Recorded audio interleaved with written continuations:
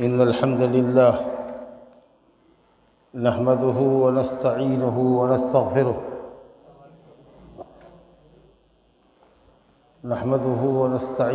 ونستغفره ونعوذ بالله من شرور أنفسنا ومن سيئات أعمالنا. من يهده الله فلا مضل له ومن يضلل فلا هادي له، وأشهد أن لا إله إلا الله وحده لا شريك له، وأشهد أن محمدًا عبده ورسوله صلى الله عليه وعلى آله وصحبه وسلم تسليمًا كثيرًا. يا أيها الذين آمنوا اتقوا الله حق تقاته ولا تموتن إلا وأنتم مسلمون. يا أيها الناس اتقوا ربكم الذي خلقكم من نفس واحدة وخلق منها زوجها وبث منهما رجالا كثيرا ونساء، واتقوا الله الذي تساءلون به والأرحام إن الله كان عليكم رقيبا. يا أيها الذين آمنوا اتقوا الله وقولوا قولا سديدا يصلح لكم أعمالكم ويغفر لكم ذنوبكم، ومن يطع الله ورسوله فقد فاز فوزا عظيما. أما بعد، فإن خير الحديث كتاب الله، وخير الهدي هدي محمد صلى الله عليه وسلم، وشر الأمور محدثاتها، وكل محدثة بدعة، وكل بدعة ضلالة، وكل ضلالة في النار. أعوذ بالله من الشيطان الرجيم. واعبدوا الله ولا تشركوا به شيئا وبالوالدين إحسانا وبذي القربى واليتامى والمساكين وابن السبيل والجار ذي القربى والجار الجنب والصاحب بالجنب وابن السبيل وما ملكت أيمانكم إن الله لا يحب من كان مختالا فخورا.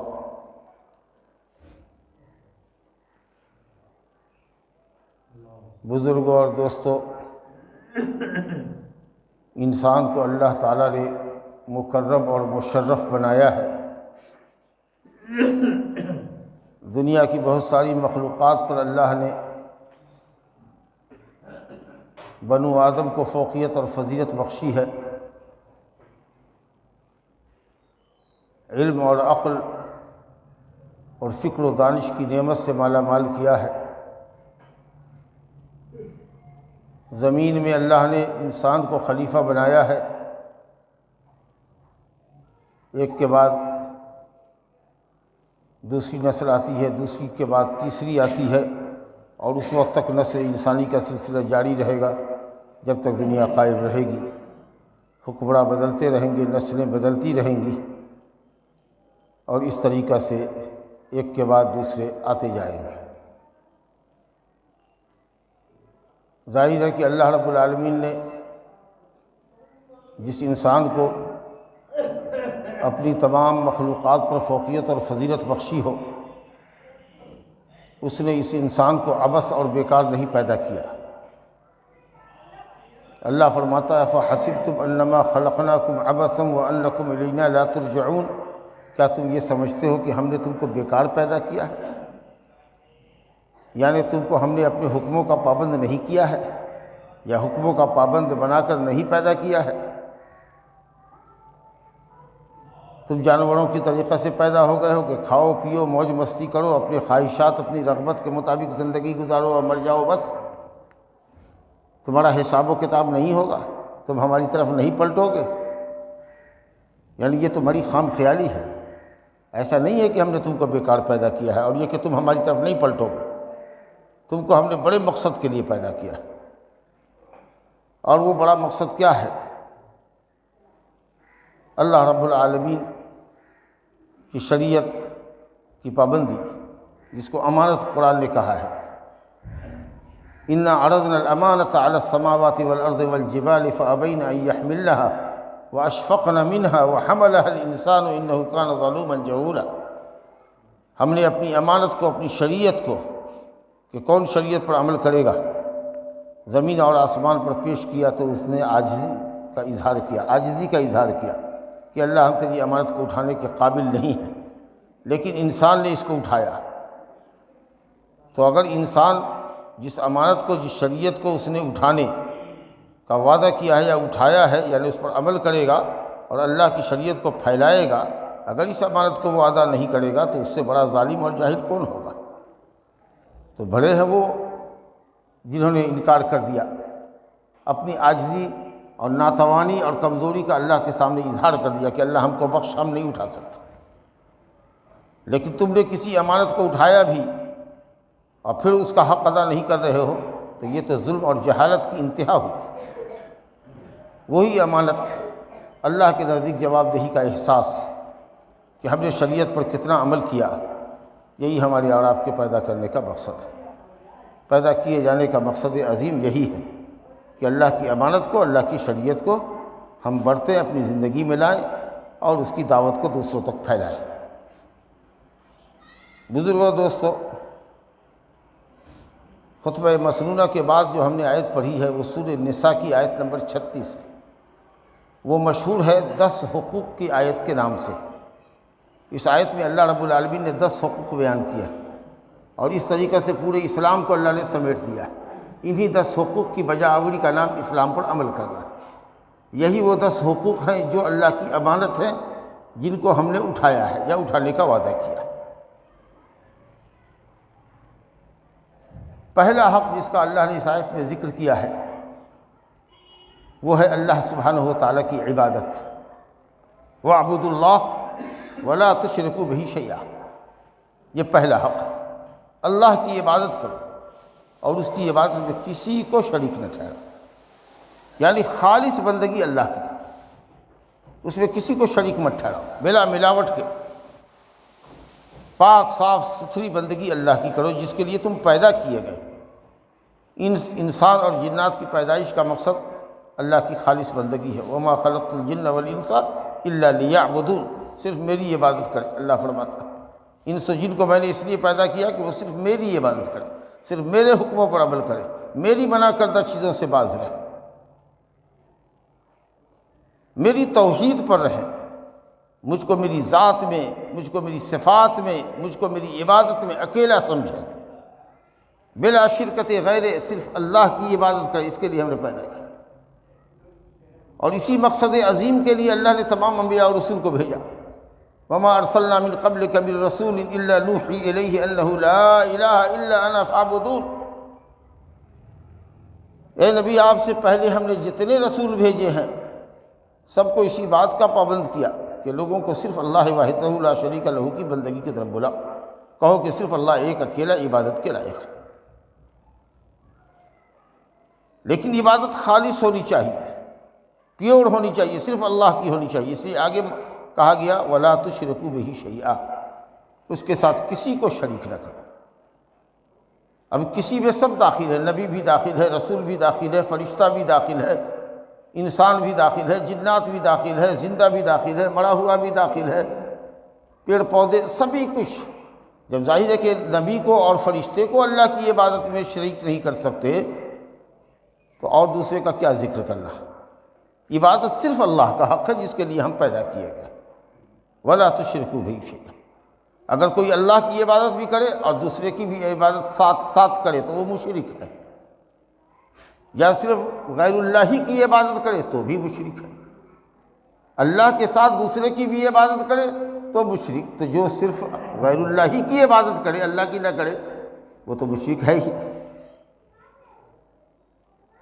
اور شرک کے اندر یہ بھی داخل ہے کہ آدمی ریا اور نمود کے لیے کوئی عمل کرے، نام و نمود کے لیے، دکھاوے کے لیے نماز پڑھ رہے ہیں لیکن دکھلانے کے لیے، صدقہ دے رہے ہیں لیکن دکھلانے کے لیے، کوئی نیکی کا کام کر رہے ہیں نام و نمود کے لیے، شہرت کے لیے، تو یہ بھی شرک ہے، عمل آپ کا برباد ہے۔ اور یہ بھی شرک ہے کہ اگر ضرورت پڑے قسم کھانے کی تو آپ اپنی باپ دادا کی قسم کھاتا ہے۔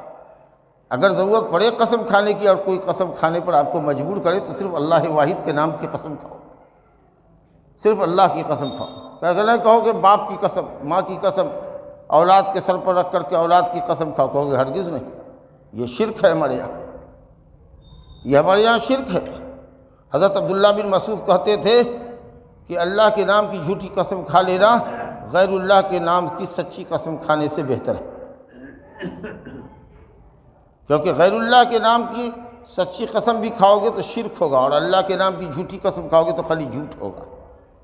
حالانکہ عبداللہ بن مسعود نہ غیر اللہ کی قسم کھاتے تھے نہ اللہ کی جھوٹی قسم کھاتے تھے، لیکن وہ کمپیئر کر رہے ہیں، مقابلہ کر رہے ہیں کہ غیر اللہ کی سچی قسم کھانے سے اچھا ہے کہ اللہ کی جھوٹی قسم کھاؤ۔ حالانکہ کھانا تو کچھ بھی نہیں ہے، نہ اللہ کی جھوٹی قسم کھانا ہے اور نہ غیر اللہ کی قسم کھانا ہے، صرف مقابلتاً یہ بات کہی جا رہی ہے کیونکہ وہ شرک ہے اور یہ گناہ ہے۔ اسی طریقے سے کوئی کہتا ہے میرے لیے اللہ ہے اور آپ ہیں، عام طریقے سے لوگ بولتا ہے میرے لیے اللہ ہے آپ ہیں، اوپر اللہ ہے نیچے آپ ہیں، اللہ چاہے گا اور آپ چاہیے گا تو ہمارا کام ہو جائے گا۔ یا اسی طریقے سے کہے گا کہ ہمارے گھر میں اگر کتا نہیں ہوتا تو رات میں چور آ جاتا، مرغی اور بطخ نہیں اگر آواز لگاتی تو چور ہمارے گھر میں چوری کر کے نکل جاتا۔ لا الہ الا اللہ۔ یہ نہیں کہا کہ اگر اللہ نہ ہوتا، اللہ نہ چاہتا، اللہ چاہتا تو دوسرے کو بھی اس میں جوڑ دیا، ملا دیا، سمجھا کہ تو یہ بھی نہیں کہنا چاہیے۔ کہنا چاہیے کہ صرف اللہ چاہے، اللہ چاہے تو ہوگا، اللہ نہ چاہے تو نہ ہوگا۔ یہ ہے اصل توحید۔ تو اوپر اللہ ہے اور نیچے آپ ہے، اوپر نیچے سب اللہ ہی ہے، ہر جگہ ہمارے لیے اللہ ہی کافی ہے۔ اگر کہنا ہی ہو تو یہ کہیے کہ اللہ ہے پھر آپ، پھر آپ، اللہ چاہے گا پھر آپ چاہیے گا، تو اللہ چاہے گا اور آپ چاہیے گا، اور نہیں بولنا ہے، پھر بولنا ہے، یعنی آپ کا چاہنا اللہ کے چاہنے کے بعد ہوگا۔ پھر میں یہ معنی ہوتا ہے کہ اللہ چاہے گا پھر آپ چاہیے گا، اللہ چاہے گا اور آپ چاہیے گا تو دونوں کا چاہنا ساتھ ہو جائے گا، اور اللہ چاہے گا پھر آپ چاہیے گا تو پھر کا لفظ بتا رہا ہے ثم، عربی میں جو آتا ہے دن، اللہ دن یو، اس کا مطلب ہوا کہ آپ کا چاہنا اللہ کے چاہنے کے بعد ہے، تب یہ توحید ہوگا۔ اور اگر یہ کہیے گا کہ اللہ چاہے اور آپ چاہیے تو یہ شرک ہوگا۔ یہی وہ پہلا حق ہے جو اللہ کا حق ہے، جس کے لیے ہم پیدا کیے گئے۔ حضرت معاذ بن جبل انصاری رضی اللہ عنہ سے بخاری شریف میں کئی جگہ روایت ہے کہ نبی صلی اللہ علیہ وسلم مدینے میں کہیں جا رہے تھے، پیٹھ پر گدھے کے اوپر سوار تھے اور اپنے پیچھے مجھ کو بیٹھا لیا۔ بڑے لوگ اپنے پیٹھ پر کسی کو بیٹھاتے نہیں ہیں، ردیف کسی کو بناتے نہیں ہیں اپنی سواری پر، لیکن نبی صلی اللہ علیہ وسلم کا تواضع دیکھیے کہ گدھے کی سواری بھی آپ نے کی ہے، جو ہر زمانے میں اور آج بھی معیوب سمجھا جاتا ہے یا گھٹیا سواری سمجھی جاتی ہے، گدھے کی سواری گھٹیا سمجھی جاتی ہے، اور آپ نے اس پر بھی سواری کی اور اس کے پیچھے دوسرے کو بھی بیٹھا لیا ہے، معاذ کو، اور راستے میں پوچھ رہے ہیں یا معاذ، خطاب کر رہے ہیں معاذ، تو انہوں نے کہا لبیک یا رسول اللہ، حاضر ہوں یا رب کے بھی حاضر ہوں۔ تو آپ نے کہا جانتے ہو، 3 مرتبہ پوچھنے کے بعد پورا اٹینشن جب ہو گیا معاذ کا نبی صلی اللہ علیہ وسلم کی طرف، پوری توجہ، تو کہا جانتے ہو اللہ کا حق بندے پر کیا ہے اور بندے کا حق اللہ پر کیا ہے؟ تو انہوں نے کہا اللہ اور اس کا رسول زیادہ جانتے ہیں۔ تو آپ نے فرمایا اللہ کا حق بندوں پر یہ ہے کہ بندے صرف اللہ کی بندگی کریں۔ اللہ، اور اگر تم نے یہ صرف اللہ کی بندگی کر لی، یعنی توحید پر خالص مبنی بندگی اللہ کی انجام دے دی، شرک سے پاک بندگی کی، تو تمہارا حق یعنی بندوں کا حق اللہ نے اپنے اوپر یہ لگایا کہ وہ تمہیں عذاب نہ دے گا۔ اگر شرک توحید پہ مرے اور توحید کے تقاضوں پہ مرے تو اللہ تعالیٰ آپ کو بخش دے گا۔ تو بہرحال یہ عبادت ہماری زندگی کا پہلا مقصد ہے جس کے لیے ہم کو اللہ نے پیدا کیا، وہ اللہ کا حق ہے ہمارے اوپر، جو ہمارا خالق ہے، جو ہمارا رازق ہے، جو ہمارے موت و حیات کا مالک ہے، ہر نفع اور نقصان اسی کی طرف سے ہے، اس اللہ کا حق ہمارے اوپر سب سے پہلا حق ہے اور تمام حقوق میں مقدم ہے۔ اب عبادت کیا ہے؟ ہر وہ قول و عمل جس سے اللہ راضی اور خوش ہو، جس کام سے، جس بات سے، جس عقیدے سے اللہ راضی اور خوش ہو، وہ عبادت ہے۔ اب اس میں آپ کا کمانا کھٹانا سب عبادت ہے، حلال روزی کما رہے ہیں آپ تاکہ خود کھائیں، اپنے بال بچوں کو کھلائیں، اللہ کی عبادت کریں، ماشاءاللہ وہ عبادت ہے آپ کی۔ ہر وہ کام جس سے اللہ راضی اور خوش ہو، ہر وہ بات جس سے اللہ راضی اور خوش ہو، چاہے اس کا تعلق قول سے ہو کہ فعل سے ہو کہ اعتقاد سے ہو، ظاہری ہو کہ باطنی ہو، سب عبادت ہے۔ دوسرا حق جو بتایا اس کے اندر فرمایا گیا اس آیت میں، مخلوق میں سب سے بڑا حق، رشتہ داروں میں سب سے بڑا حق کس کا ہے؟ ماں باپ کا۔ وبالوالدین احسانا، اور نہ صرف اس مقام پر بلکہ قرآن مجید میں جا بجا اللہ تعالیٰ نے جہاں اپنا حق خالص ذکر کیا ہے کہ صرف اسی کی بندگی کرو اور اس کے ساتھ کسی کو شریک نہ ٹھہراؤ، اس کے بعد فوراً اللہ نے ماں باپ کا ذکر کیا ہے۔ تو اگر کوئی پوچھے کہ نبی صلی اللہ علیہ وسلم بھی تو مخلوق ہیں، تو ان کا حق کہاں گیا؟ کیا ماں باپ کا حق نبی کے حق پر مقدم ہے؟ کیا ماں باپ کا حکم اگر نبی کے حکم سے ٹکرا جائے گا تو ماں باپ کی بات مانیں گے؟ نہیں، بالکل نہیں مانیں گے، رسول کی بات مانیں گے۔ اصل میں رسول کا حق اللہ کے حق میں داخل ہے۔ اللہ کا حق کیا ہے؟ کہ ہم صرف اللہ کی عبادت کریں۔ عبادت کے لیے دو شرط ضروری ہے کہ خالص عبادت ہونی چاہیے، پہلی شرط یہ توحید پر مبنی میں عبادت ہو، کسی کو شریک نہ ٹھہراؤ، اور وہ عبادت کس طرح انجام دو؟ نبی کے طریقے کے مطابق دو۔ نبی نے جو طریقہ بتایا ہے صلی اللہ علیہ وسلم، اس طریقے کے مطابق انجام دو گے تب عبادت عبادت ہوگی۔ تو کوئی عبادت کہلائے گی نہیں جب تک کہ وہ نبی صلی اللہ علیہ وسلم کے طریقے کے مطابق نہ ہو۔ ایک تو صرف اللہ کے لیے ہو، شرک سے پاک ہو، اور دوسرے کہ صرف نبی کے طریقے کے مطابق ہو، تب جا کر عبادت ہوگی۔ تو اللہ کے حق کے ساتھ ہی نبی کا حق آ گیا۔ تو اب یہ بھی چاہو تو کہہ لو کہ اللہ اور اس کے رسول کے حق کے بعد مخلوق میں، رشتہ داروں میں سب سے بڑا حق ہمارے ماں باپ کا ہے، جو پیدائش کا ذریعہ ہے اور سبب ہے۔ پیدا تو اللہ کرتا ہے، بے جان نطفے میں جان دو وہ ڈالتا ہے، شکم مادر میں جنین کے لیے، پیٹ کے بچے کے لیے اللہ روزی مہیا کرتا ہے، سمجھا کہ نہیں؟ پیدائش سے پہلے ہی اللہ رب العالمین ماں کی چھاتی میں اس کے لیے روزی کا سامان مہیا کر دیتا ہے، لیکن ماں باپ ذریعہ ہے۔ اور جب بچہ پیدا ہوتا ہے تو ماں باپ دونوں کی محبت اس بچے پر پورے طریقے سے پڑتی ہے، سمجھا کہ؟ اور ماں اس کو پیٹ میں تو تکلیف پر تکلیف سہ کر اٹھاتی ہی ہے، اور ناقابل برداشت درد کو سہ کر اس کو جنتی ہے، اور اس کے بعد 2 سال تک اس کو اپنے چھاتی سے لگائے رکھتی ہے، اس کی گندگی اور غلاظت کو صاف کرتی رہتی ہے۔ اور باپ قد و کاوش کرتا ہے، محنت اور مشقت کرتا ہے، روزی روٹی کماتا ہے، ہر طریقے سے اپنے بچے کو خوش دیکھنا چاہتا ہے کہ صحت مند رہے، خوش رہے، اچھا کپڑا رہے، اپنے ٹھنڈا ہو تو چلے گا لیکن جاڑا ہے بھائی بچے کے لیے سوٹر ہونا ہی چاہیے، جیکٹ ہونی ہی چاہیے، موزہ ہونا ہی چاہیے تاکہ بچے کو سردی نہ لگے۔ جی، اپنی ضرورت پر بچوں کی ضرورت کو مقدم کرتا ہے۔ پھر وہ دونوں ماں باپ تم کو پال پوس کر کے بڑا کرتے ہیں، یہاں تک کہ تم مرد ہو جاتے ہو، جوان ہو جاتے ہو۔ یہ سب کون کرتا ہے؟ اللہ کے فضل و کرم سے، اللہ کے بعد تمہارے ماں باپ ہی تو کرتے ہیں۔ تو مخلوق میں اور رشتہ داروں میں سب سے بڑا حق کس کا ہونا چاہیے بتاؤ؟ ماں باپ کا ہونا چاہیے۔ اور یقیناً ان کی نافرمانی اور ان کی حکم عدولی اور ان کے ساتھ گستاخی اور بدتمیزی اور ان کے ساتھ نافرمانی شرک باللہ کے بعد، شرک باللہ جو سب سے بڑا گناہ ہے، اللہ کے ساتھ شرک کرنا، اللہ کے ساتھ دوسرے کو عبادت میں شریک کر دینا، یہ سب سے بڑا پاپ ہے۔ اس کے بعد اگر کوئی گناہ ہے تو ماں باپ کی نافرمانی ہی۔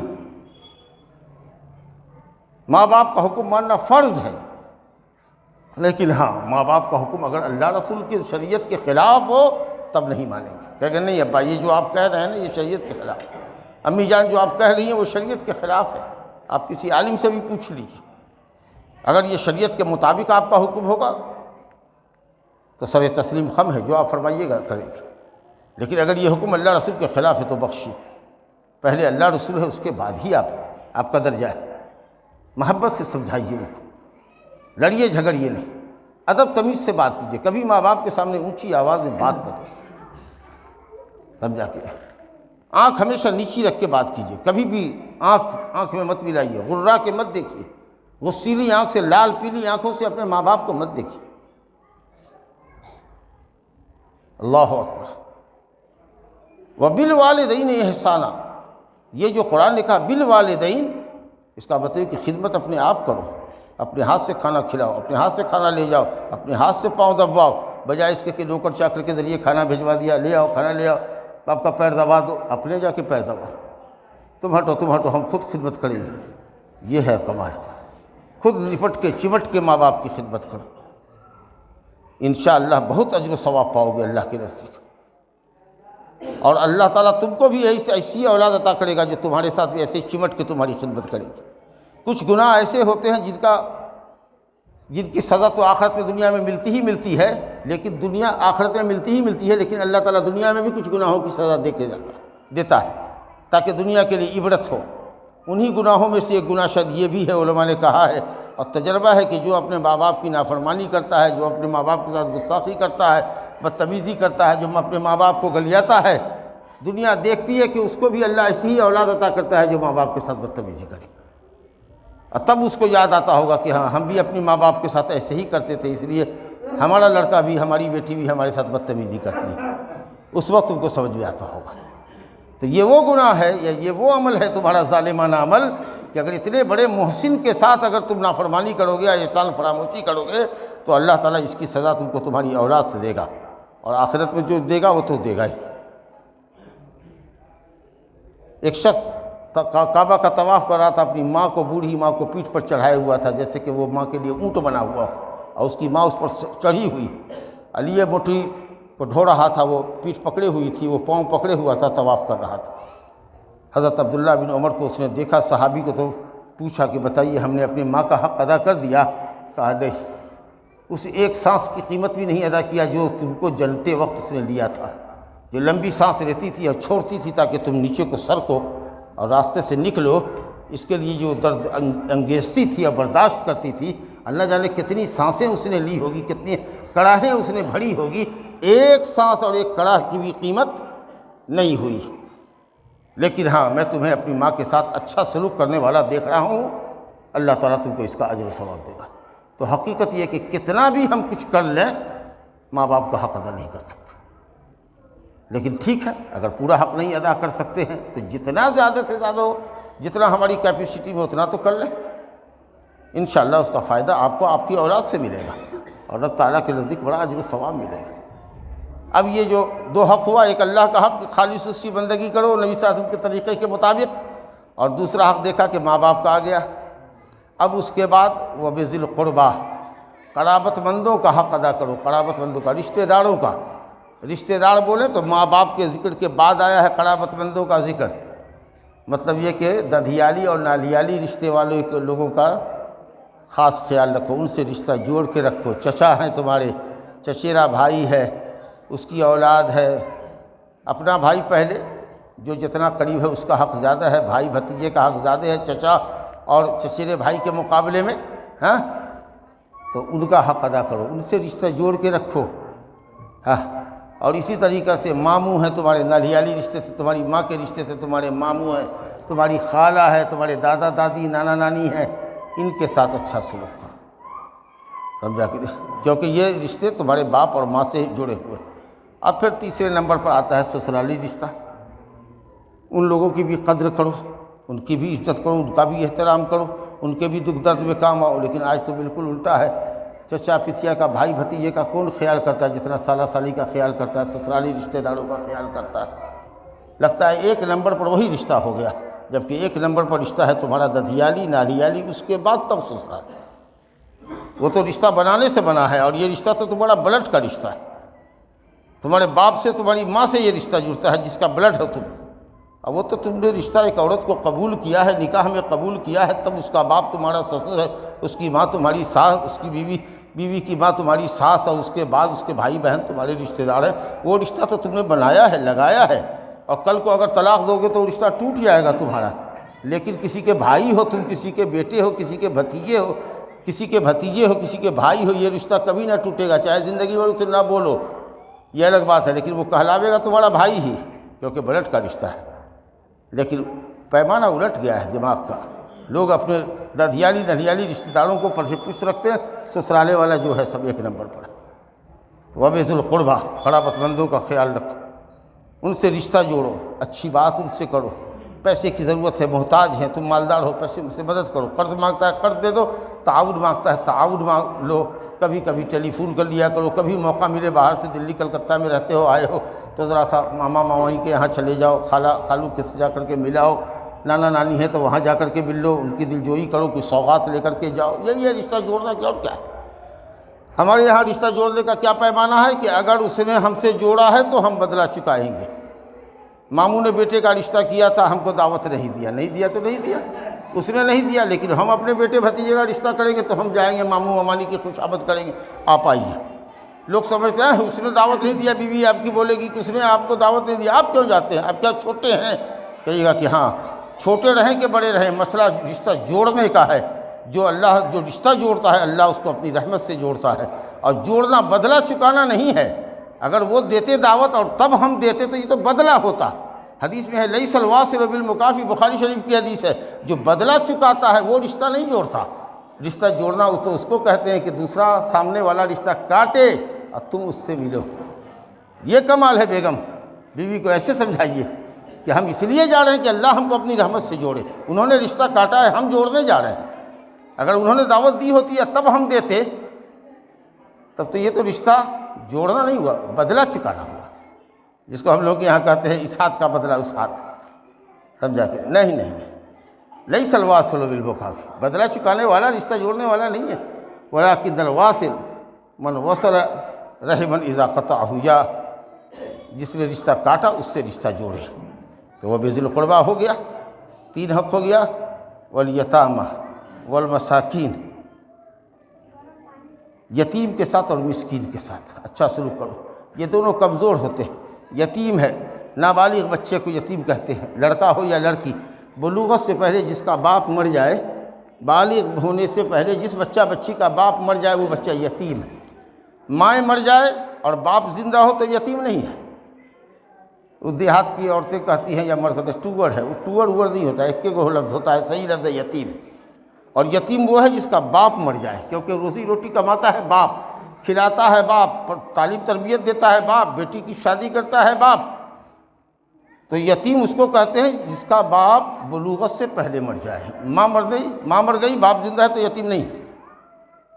اب ظاہر ہے کہ باپ مر گیا ہے، کمزور ہے، ہر کوئی دبائے گا، اس کی زمین ہڑپنے کی کوشش کرے گا، اس کو دھتکارے گا، تو تم سب معاشرے میں جتنے ہو سب اس یتیم کے باپ ہو۔ وہ کردار ادا کرو جو ایک باپ اپنی اولاد کے لیے کرتا ہے۔ نرمی سے اس یتیم کے ساتھ بات کرو، اس کے سر پر شفقت کا ہاتھ ڈالو، اس کے لیے کھڑے ہو۔ اگر کوئی اس کی جائیداد ہڑپتے ہیں سب اس آدمی کا بائیکاٹ کرو کہ تم یتیم کا مال کھاتا ہے بے ایمان، پیٹ میں جہنم کے انگارے بھرتا ہے۔ آج اس کا باپ ہوتا تو کیا تمہاری یہ ہمت ہوتی؟ اس طریقے سے پڑھنے والا لڑکا ہے، آوارہ ہو رہا ہے، اس کو پڑھنے کے لیے کسی مدرسے میں داخل کرو۔ نہیں ہے اس کے پاس آمدنی، نہیں ہے ذریعہ آمدنی، تو تم سب لوگ چندہ کر کے اس بچے کو پڑھاؤ لکھاؤ جیسے اس کا باپ کرتا، تم سب اس کے باپ۔ اور اسی طریقے سے مسکین اور فقیر معاشرے میں ہے، فقر و فاقہ نے ذلت کی زندگی گزارنے پر مجبور کیا، گھر میں پڑا رہتا ہے، کچھ نہیں ہے، کھانے پینے کے لالے پڑے ہوئے، کاروبار بھی بالکل ختم ہو چکا ہے، ایسے آدمی کو نفلی صدقہ زکوٰۃ وغیرہ سے مدد کیا کرو۔ تو دیکھ لیجیے قرابت مند ہو گیا، اور اس کے بعد یتیم اور مسکین کا، اور اس کے بعد والجار ذی القربیٰ والجار الجنب والصاحب بالجنب، یہ 3 پڑوسی ہیں۔ پڑوسیوں کا حق ادا کرو، جس کا گھر آپ کے گھر سے نزدیک ہوتا ہے۔ کبھی کبھی دیکھیے گا پیچھے آپ کا گھر ہوگا، کسی کا دیوار سٹی ہوئی ہے، اور ایک آدمی کا دور گھر ہے، 200 میٹر پر دور گھر ہے، لیکن 200 میٹر والا آپ سے زیادہ قریب ہے، کیونکہ اس کا دروازہ آپ کے دروازے سے نزدیک ہے۔ وہ جس کا گھر آپ کے گھر سے ملا ہوا ہے، اس کے یہاں پہنچنے کے لیے پورا محلہ پار کر کے آئیے گا تب راستہ اس کے یہاں آتا ہے، تو قریب ہو کے بھی وہ دور ہوا، کیونکہ اس تک پہنچنے کے لیے پورا محلہ کراس کرنا پڑے گا۔ اور یہ جو 200 گز کے اوپر ہے وہ سیدھا ہے۔ بہرحال تو پڑوسی 3 طرح کے ہوتے ہیں۔ ایک پڑوسی وہ ہوتا ہے جو آپ کا رشتہ دار بھی ہے، پڑوس میں بھی ہے، مسلمان بھی ہے۔ 3 حق ہوا اس کا، پڑوسی، مسلمان، رشتہ دار۔ اور ایک آدمی ہے جس کا 2 حق ہے، کہ پڑوسی ہے، مسلمان ہے، اور ایک تیسرا حق، ایک حق والا پڑوسی ہوتا ہے جو غیر مسلم ہو اور آپ کے پڑوس میں رہتا ہے۔ غیر مسلم ہے، پڑوس میں رہتا ہے، تینوں کے ساتھ اچھا سلوک کیجیے۔ لیکن ظاہر ہے کہ جو پڑوسی ہے، مسلمان ہے، رشتہ دار ہے، جس کا 3 حق ہے وہ 2 حق والے پر مقدم ہے، جس کا 2 حق ہے وہ 1 حق والے پر مقدم ہے۔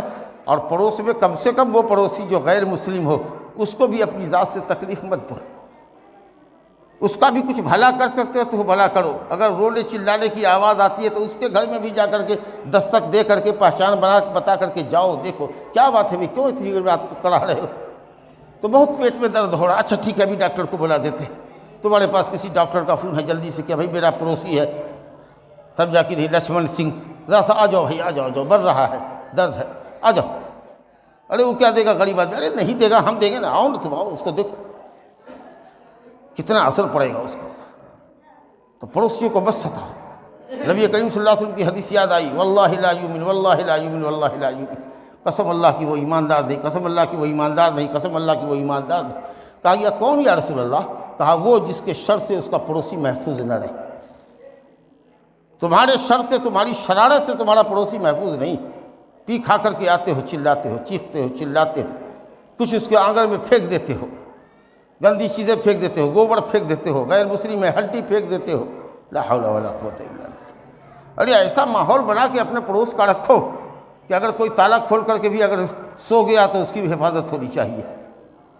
کوئی اگر غیر مسلم بھی تمہارے درمیان رہے تو وہ اتنا اپنے آپ کو سیکیور محسوس کرے کہ لگے کہ صاحب ہم ہندو کمیونٹی سے زیادہ محفوظ ہیں مسلمانوں کے درمیان رہ کر کے، کیونکہ ان کا دین ہمارے ساتھ احسان کرنے کو سکھاتا ہے۔ من کان یؤمن باللہ والیوم الآخر فلیکرم جارہ، جو اللہ اور آخرت پر ایمان رکھتا ہے وہ اپنے پڑوسی کی عزت کرے۔ اچھا، والصاحب بالجنب، اس میں ایک لفظ ہے جو پہلو کا ساتھی ہے، تو وہی پڑوسی ہوا جو اس کا گھر آپ کے پہلو میں ہے، یا بعض لوگوں نے کہا کہ پہلو کی ساتھی اس کے بعد بیوی ہے جو آپ کے پہلو میں بیٹھتی ہے، اور بعض لوگوں نے کہا کہ پہلو میں بیٹھنے والا وہ مسافر ہے جو ٹرین میں، بس میں، ہوائی جہاز میں آپ کے سیٹ کے بغل میں بیٹھا ہوا ہے، تو اس کے ساتھ بھی اچھا سلوک کرو، اس کو دھکا مت دو، یا اگر کہے کہ ذرا سامان دیکھیے ہم ذرا استنجا کر کے آتے ہیں تو اس کے سامان کی حفاظت کرو۔ مسلمان آدمی اللہ کی تعلیم پر عمل کرو۔ تو والجار ذی القربیٰ والجار الجنب، نزدیک کا پڑوسی، دور کا پڑوسی، والصاحب بالجنب، پہلو کا ساتھی، اور اس کے بعد کہا گیا وہ ابن سبیل، اور مسافر کے ساتھ احسان کرو۔ مسافر کے ساتھ کوئی آدمی آ گیا کہہ رہا ہے کہ بھئی میں مسافر آدمی ہوں، نہیں ہاں آپ نہیں پہچانتے ہیں کہ ہم اس علاقے کے، ہم باہر کے ہیں، لیکن دیکھیے سوٹ ووٹ پہنے ہوئے، صدری پہنے ہوئے، باحیثیت باوقار لگ رہے ہیں، لیکن اگر آپ کو کہہ رہے ہیں کہ ہمارا پیسہ ختم ہو گیا ہے، کسی نے ہماری جیب سے نکال لیا پیسہ، میں کہیں جانے والا تھا لیکن وہاں نہیں جا سکتا ہوں، زیادہ سفر ختم ہو گیا ہے، ٹکٹ نہیں لے سکتا ہوں، تو آپ اس کو دے دیجیے، اس کی مدد کر دیجیے۔ نہیں ہے آپ کے پاس تو زکوٰۃ کا پیسہ ہے، دے دیجیے، ایڈوانس زکوٰۃ دے دیجیے، حساب منہا کر لیجیے گا جب زکوٰۃ نکالیے گا۔ اپنے گھر کا لکھپتی ہوگا، کروڑ پتی ہوگا، لیکن ابھی تو راستہ کٹ گیا اس کا، لیکن ہاں جانتے ہیں کہ فلانے گاؤں کا ہے، اس کا ٹاٹک ہے کہ بہانہ کر کے آتا ہے، جانتے ہیں، تب اس کو کہیے کہ دیکھو جھوٹ مت بولو، ایسے ہی مانگو، جس کو دینا ہوگا دے۔ لیکن یہ کیوں کہتے ہو کہ ہم مسافر ہیں ہماری جیب کٹ کے، لیکن اس لوکلٹی کا نہیں ہے، کوئی جانا ہو بھائی؟ نہیں جانتے۔ ہو سکتا ہے یہ مالدار گھر کا آدمی ہو، سامان چوری ہو گیا، کہا گیا کہ اگر گھوڑے پر چڑھ کے بھی آوے تو آپ اس کو دے دیجیے، ٹرسٹ کیجیے، اس پر ٹرسٹ کیجیے، اعتماد کیجیے، دے دیجیے۔ اگر وہ مانگتا ہے آپ کو کہیے گا ٹھیک ہے میرا بھیج دیجیے گا، یا نہیں تو آپ جائیے، آپ کی مرضی۔ تو اللہ نے کہا کہ وابن السبیل، مسافر کوئی بھی ہو سکتا ہے، کہیں جا رہا ہے، پیسہ نہیں تھا، پیٹرول ختم ہو گیا، مجبوری ہے اس کی، کہہ رہا ہے کہ ہم کو 500 روپے کا پیٹرول دلوا دو ہماری گاڑی میں، ہم کو فلاں جگہ جانا ہے، اتفاق سے پیسے نہیں، دے دو اللہ کے بھی۔ گنہگار ہوگا تو وہ سمجھے گا، تم کو تمہارے صدقے کا ثواب مل جائے گا۔ وابن السبیل وما ملکت ایمانکم، اور 10واں حق ہے کہ جو تمہارے ماتحت ہے، غلام۔ پرانے زمانے میں غلام اور لونڈی ہوا کرتے تھے، تو اب تو وہ غلام لونڈی نہیں لیکن نوکر چاکر ہے، اس کے ساتھ بھی اچھا سلوک کرو۔ ڈرائیور ہے، گھر کا کام کاج کرنے والا نوکر چاکر ہے، اس کے ساتھ اچھا سلوک کرو۔ اسی طریقے سے جانور ہے، گائے بکری پالتے ہو تو اس کے ساتھ اچھا سلوک کرو، اس کو کھلاؤ پلاؤ چھڑاؤ، سمجھا کہ نہیں، بیمار پڑے تو اس کا علاج کرو۔ تو یہ ہے ماتحت میں، چاہے انسان ہو یا ماتحت میں تمہارے جانور ہو، اس کے ساتھ بھی اچھا سلوک کرو۔ اللہ تعالیٰ کے یہ 10 حقوق بیان کیے گئے۔ اب دیکھیے کس طریقہ سے یہ آیت تمام حقوق کو شامل ہے، اللہ اور بندوں کے حقوق کو کس طرح یہ آیت شامل ہے، اور انہی حقوق کی ادائیگی کا نام اسلام ہے اور شریعت ہے۔ دیکھیے یہ کیسی اسلام کی شریعت، کیسی رحمت پر مبنی شریعت ہے، کیسے انصاف پر مبنی شریعت ہے، کیسی عادلانہ شریعت ہے، کیسی رحمت کی شریعت ہے، اور آپ اس شریعت کے امانت دار، آپ نے شریعت کو اٹھایا ہے۔ اللہ تعالیٰ سے توفیق کی دعا کیجیے۔ لیکن جو متکبر ہوتا ہے، جس کی چال میں اکڑ ہو، جس کے بات میں اکڑ ہو، فخر ہو، فخریہ بات کرتا رہتا ہے، چال میں تکبر ہوتا ہے، وہ اللہ اور اس کے رسول کے حق کو کوئی اہمیت نہیں دیتا۔ مال و دولت کے نشے میں، طاقت کے نشے میں اولاد کے نشے میں، لاٹھی کے نشے میں کہ ہمارے پاس 10 بیٹے ہیں، چور ہوتا ہے۔ اسی اللہ نے کہا کہ اللہ تعالیٰ تکبر کی چال چلنے والے اور فخریہ بولی بولنے والے کو پسند نہیں کرتا، کیونکہ یہ سب حقوق وہی بندہ ادا کرتا ہے جو اللہ کا متواضع خاکسار بندہ۔ جو متکبر ہوتا ہے وہ کسی کے حق کی پرواہ نہیں کرتا، چاہتا کہ سب اسی کو آ کر کے سلام کرے، اسی کا پاؤں پکڑے۔ تو ایسا نہیں ہونا چاہیے۔ اللہ تعالیٰ سے دعا ہے کہ وہ ہم سب کو اپنے احکام پر عمل کرنے کی توفیق دے۔ سب سے بڑا حق، سب سے پہلا حق تو اللہ کا ہے کہ خالص اس کی بندگی کرے، شرک سے پاک بندگی کرے، اور پھر ماں باپ اور اس کے بعد قرابت مند اور جس کا جو رشتہ آپ نے دیکھا، جس ترتیب سے اللہ نے بتایا ہے درجہ بدرجہ، ان کے حقوق کو ادا کریں۔ اللہ تعالیٰ ہم سب کو اچھے عمل کی توفیق عطا فرمائے۔ انہ تعالیٰ جواد کریم۔ واستغفر اللہ لی ولکم ولسائر المسلمین من کل ذنب فاستغفروہ انہ هو الغفور الرحیم۔